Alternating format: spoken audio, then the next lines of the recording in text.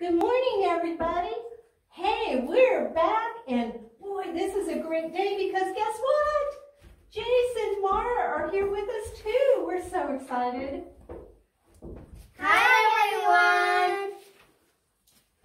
Penelope, do you know where Pete is? He told me to meet here and bring my dragon. Good morning, everyone. Where is everybody? I can't see a thing. Pete, what in the world are you doing in that costume? What am I doing? Well, I'll tell you. Today, I'm Sir Pete the Brave. I'm a knight in shining armor. All right, Sir Pete. The Brave? Did you invite Jace and Mara to help you out today? Yes, I did. Mara is going to play the part of the princess, and Jace is going to be the fire-breathing dragon. Oh, I see. And let me guess, you're going to be... And I'm Sir Pete the Brave, the rescuer of fair princesses and the slayer of fire-breathing dragons. Oh my, I think you're about to be in big trouble, Pete. Oh no!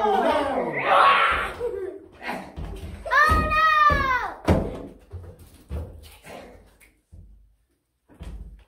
no! Are you... I'm okay, just a little mix-up. Now, where is that dragon? He won't get the best of me. I can't take this anymore. I can't take this anymore. I'm done. I give up. Ta-da! Don't ever mess with Sir Pete the Brave. My trusty sword and I are invincible. Pete, you saved the day. That's Sir Pete the Brave. You really are an amazing knight in shining armor. But I have to say that your shining armor seems just a little bit too big for you. Well, of course, the bigger the better. That way you can really scare away the fire-breathing dragons. You know, this reminds me of a story in the Bible.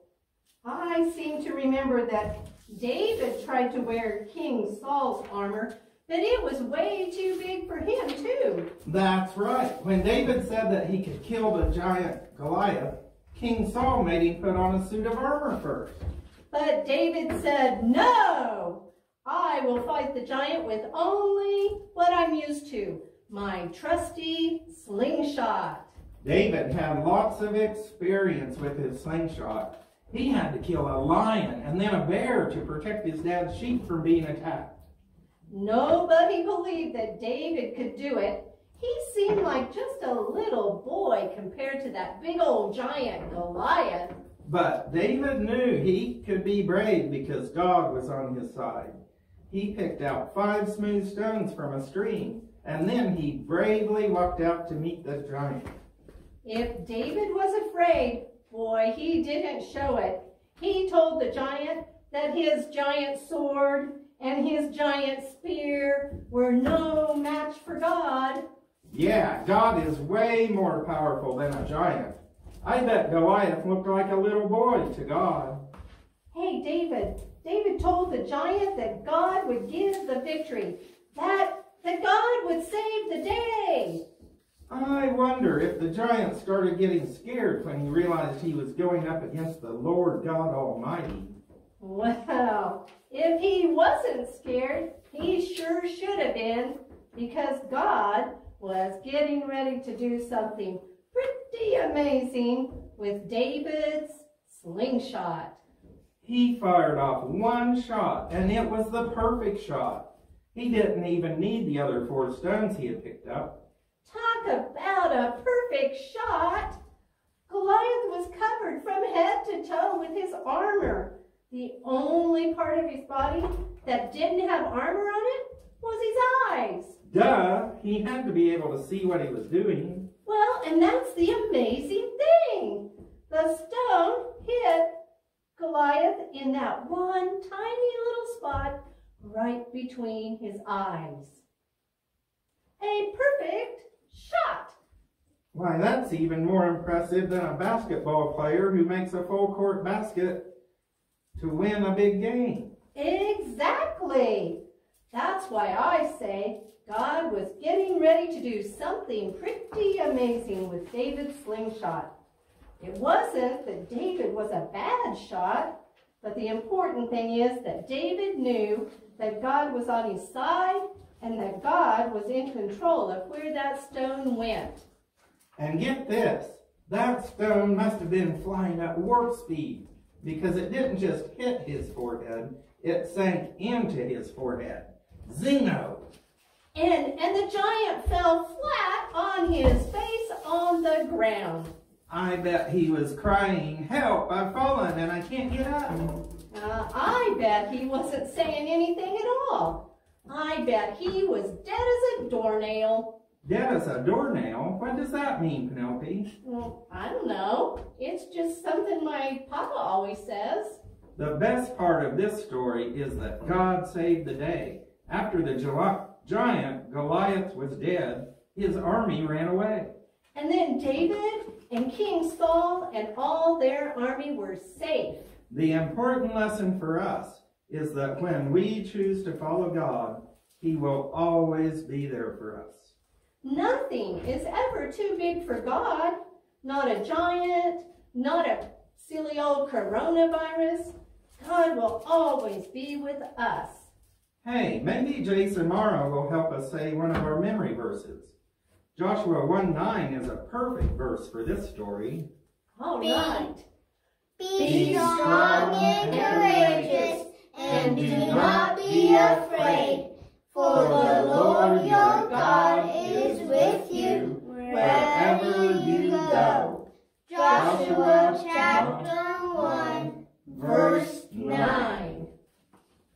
Hey guys, Jace, can you lead My God Is So Big? That's a perfect song too.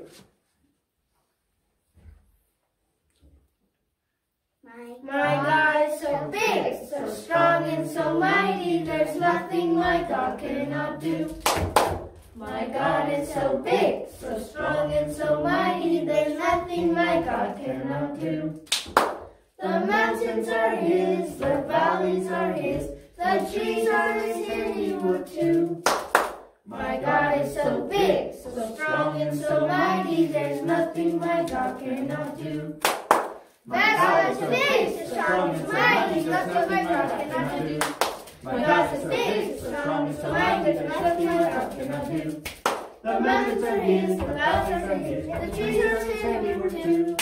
My God is so big, so strong and so mighty, there's nothing my God cannot do. My God is so big, so strong and so mighty, there's nothing my God cannot do. My God is so big, so strong and so mighty, there's nothing my God cannot do.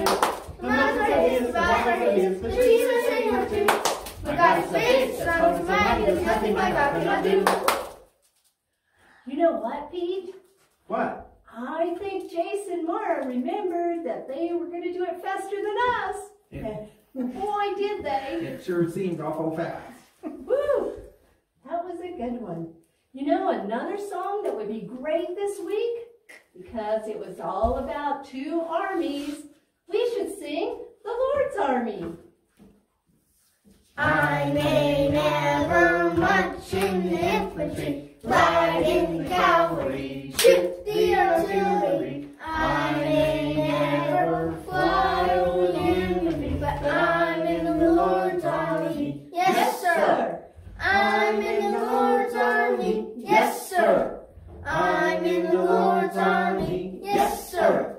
I may never march in the infantry, ride in the cavalry, shoot the artillery. I may never fly over the enemy, but I'm in the Lord's army. Yes, sir. Wow. You know, we had another memory verse, and it was from the story of Noah and the flood. And you know what, Pete? It's been raining kind of like a flood these days. Maybe we should say that memory verse too. It's from Genesis 9:14. Whenever I bring clouds over the earth, and the rainbow appears in the clouds. I will remember my covenant. Genesis 9:14. Okay, Pete, we're going to learn a new song today because there's a really fun song about David and Goliath. So we're going to sing that one. And this may be a trick because none of us know it very good. So just sing along if you can. Only a boy named David, down by the battling brook. Only a boy named David, 5 little stones he took. 1 little stone went in the sling went round and round. 1 little stone went in the sling went round and round.